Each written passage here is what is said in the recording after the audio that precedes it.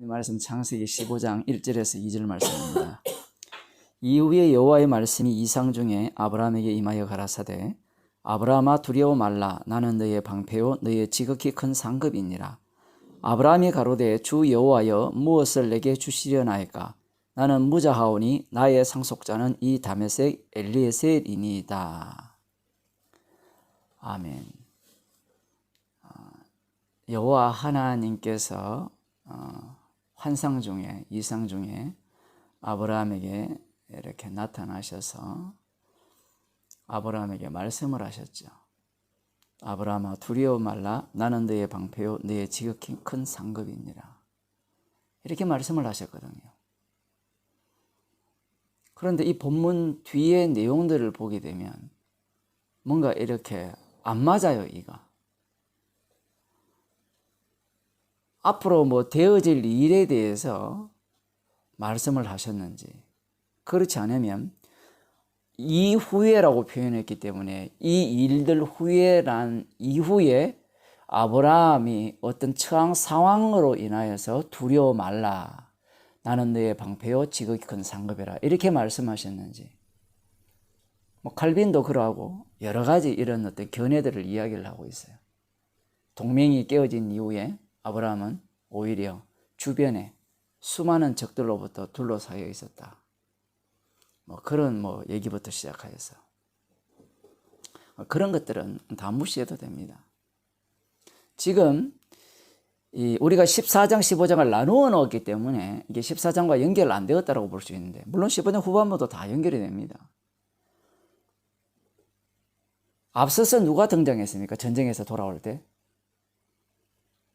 살레망 제사장인 그 멜기세덱이 등장했죠. 멜기세덱이 등장하여서 그 하나님께서 지극히 높으신 하나님께서 너에게 복을 주옵소서 기도를 하면서 이제 대적을 붙이신 하나님을 찬양할지로다 이렇게 이야기를 할 때 아브라함이 10분의 1을 그에게 바쳤습니다. 15장 1절에 나온 이 말씀이 사실은 이 부분과 연결시켜 보면 좀 앞부분에 가는 게 더 좋을 것 같아요. 그 14장 14절 전에 13절이 끝나고 13절이 뭔가 하면 도망한 자가 와서 히브리 사람 아브라함에게 고하니 때에 아브라함이 아모리 족속 마므레의 상수리 숲을 근처에 거하였더라. 마므레는 에스골의 형제요 또 아넬의 형제라. 이들은 아브라함과 동맹한 자더라. 이 말을 한 이후에 아브라함에게 나타나셔서 두려워 말라 나는 너의 방패요 지극히 큰 상급이다. 방패라는 것은 전쟁에서 막아준다는 거죠. 방패라는 것은 막는 것만 되는 것이 아니라 공격도 되는 겁니다. 그 다음 이제 아브라함이 집에서 길리온 군사를 끌고 단까지, 그 다음 다메섹 좌편 호박까지 치고 올라가서 그들라오멜 연합군을 치고 파하고 롯을, 그리고 롯과 재물들을 이렇게 취하여 돌아오는, 뺏어서 돌아오는 그 내용을 담은 이후에 살레망 멜기세덱을 만나고 10분의 1을 데리고, 이게 조금 더 일반적으로 글을 쓴다든가 우리들의 상식에 맞는 거예요. 그런데 이미 다 끝났어요. 전쟁이 승리했잖아요. 승리했는데 두려워 말라. 사람들은 이걸 이해를 못하는 거예요. 그래서 아브라함이 지금 처한 상황이 전쟁에 승리한 이후에 소동 그 동맹이 다 이제 깨어지잖아요. 그 상황 속에서 아브라함이 두려움 속에 놓여 있었기 때문에 이 말씀을 하신다라고 생각을 해요. 그렇게 보기에는 뒤에 대화가 안 맞아요. 만일에 이렇게 했다면 그 다음 2절에 나오는 아브라함이 대답이 뭐라고 나와야 돼요?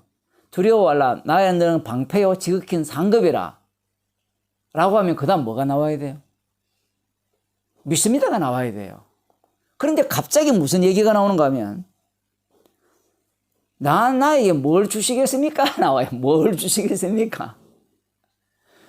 방패와 상급 개념은 전쟁 개념이잖아요. 이 전쟁 개념은 뭐가 관련되어 있는가 하면 땅 차지와 관련되어 있어요. 그런데 지금 무자하다, 나의 후사가 없다, 상속자가 없다, 이런 얘기가 나온다는 것은 전쟁이 아니잖아요. 이 이야기가 안 맞단 말이에요.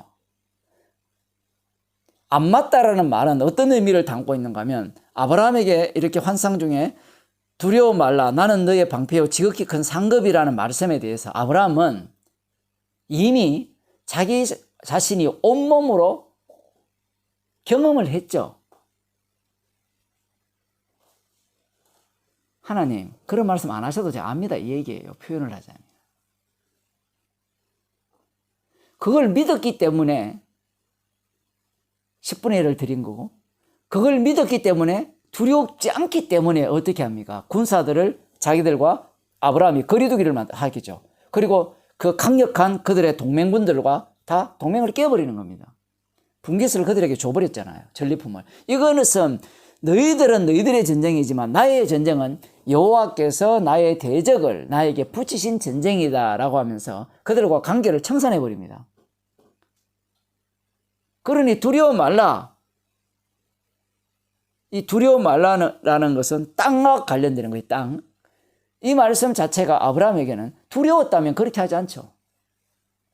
동맹관계를 더 돈독히 하겠죠.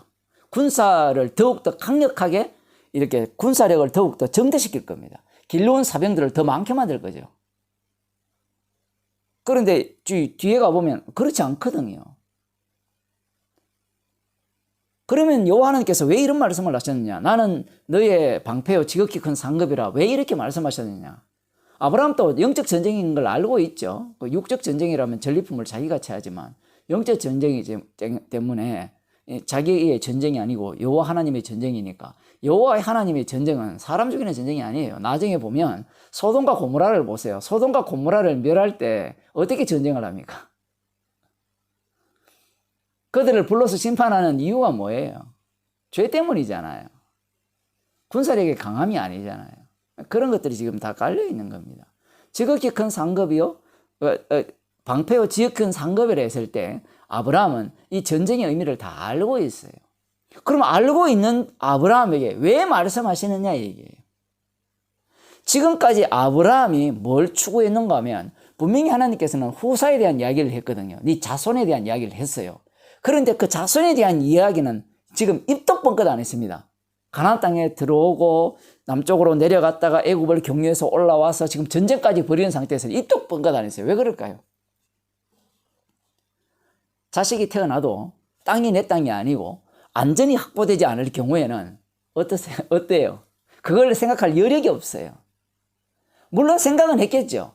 그러면 언제쯤 주실 것이다? 뭔가 땅을 확보하고 그 상태에서 자손을 주시지 않겠느냐라고 기대를 갖고 있으면서 자손에 대한 생각은 하고 있는 거예요.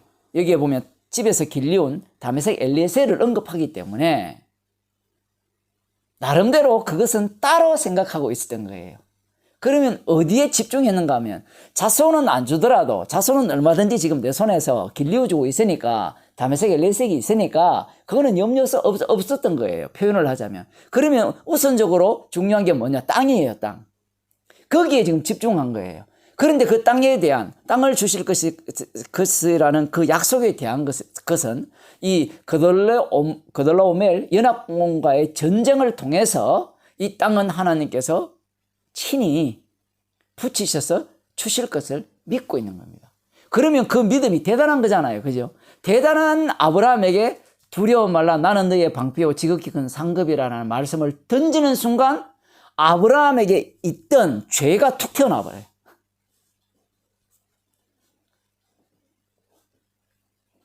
지금 우리가 14장 지난번 살펴본 이 10분의 1을 드리고 그 다음 사병들에게는 사병들이 먹은 것과 그 다음 여기 아넬과 에스골 마므레의 분깃을 주라고 한 이 얘기, 나는 실 하나라도 취하지 않겠다라는 이 태도 자체를 보면 대단한 믿음이잖아요.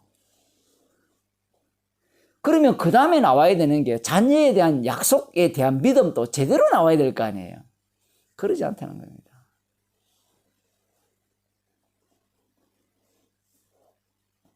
그러면 왜 이걸 말씀하셨느냐라고 하면 아브라함의 죄를 끄집어내겠어요. 우리는 이 말씀을 통해서 많은 사람들은 두려워 말라 나는 너의 방패요 지극히 큰 상급이라 라고 하니까 아브라함에게 뭔가 위로를 하고 뭔가 더 이상 두려워 마.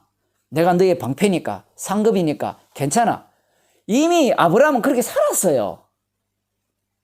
여기에서 정말 재밌는 게 여호와께서 방패로 했을 때 방패로 나타났습니까? 없어요. 방패가 없어요. 두려움이라는 것조차도 실체가 없는 거잖아요. 두려움이 왜 생깁니까? 아, 나 안 두려워해야 된다고 해야 안 두려워지는 게 아니에요. 지금 이 전쟁에서 아브라함이 두려워했습니까? 안 했습니까? 전혀 안 했거든요. 지극히 큰 상급이다라고 했잖아요. 지극히 큰 상급이랄 때 하나님이 상급이라면 우리는 좋다고 생각하잖아요. 맞죠? 근데 상급이 뭐 있어요? 사람들은 자기 나름대로 상급을 생각해요. 하나님이 상급이니까 내가 싸움을 하면 어디를 가면 나에게 복을 주고 건강을 주고 병을 낫게 하고 전쟁에 승리케 하고 이런 계산을 막 때리는 거예요. 상급이니까 나중에 아들 받으라 그러거든요. 그 말귀를 못 알아듣는 거예요. 표현을 하자면. 그런데 지금 앞부분에 보면 아브라함은 거기에 대한 상급 맞죠? 약속을 받은 자체로 만족하는 거예요. 만족하는데 문제가 무엇인가 하면 그 말씀 자체를 듣는 순간 아브라함은 또 다른 죄가 그에게서 흘러나오는 겁니다. 그래서 이야기합니다. 아브라함이 가로되 주 여호와여 무엇을 내게 주시겠습니까? 무엇을 내게 주려 하십니까? 상급 이야기했으니까 상급은 필요 없고 나는 무자원이 나의 상속자는 이 다메섹 엘리에셀이다. 선수를 치죠.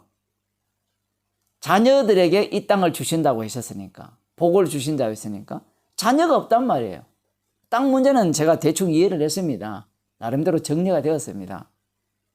뭐 상급 뭐 주시는 거는 좋겠지만 약속한 것이나 주세요. 이렇게 나오는 거예요. 우리들이 생각하는 이 말씀을 주신 목적과 하나님께서 말씀을 주신 목적이 달라요. 그리고 우선적으로 이 말씀이 후에 나왔지만 말씀이 먼저고 말씀대로 되어지는 것이 항상 후잖아요. 지금 창세기 자체가 그렇게 되어 있고 성경 자체가 그렇게 되어 있습니다.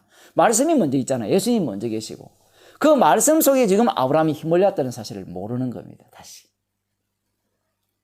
희한해요.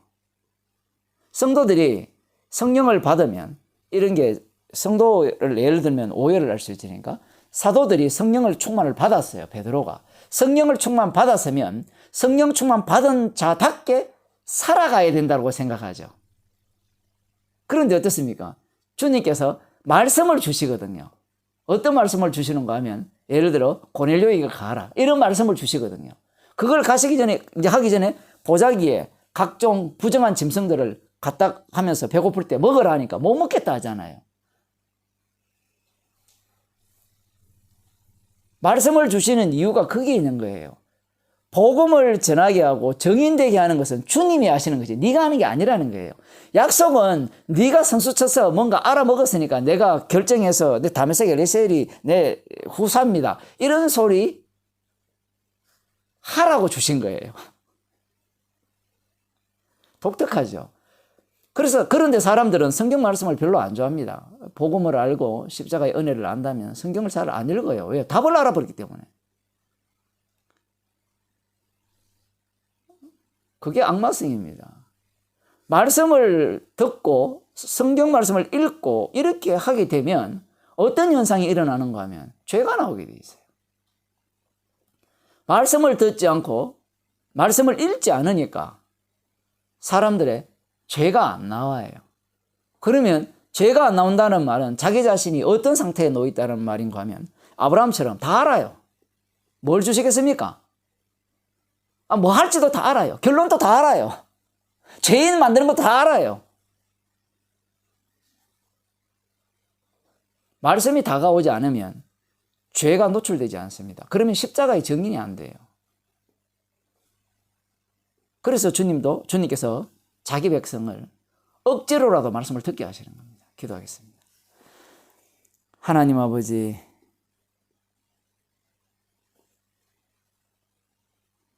두려워 말라 하셨고 나는 너의 방패요 지극히 큰 상급이라는 그 말씀조차 아브라함은 이미 다 알고 있었고 자신이 친히 그 말씀 속에 휘말린 경험을 갖고 있기에 그 말씀에 대해서는 별로 주목하지 않으면서 자신이 이해한 약속에 대한 이해를 다시 끄집어내는 모습을 보았습니다.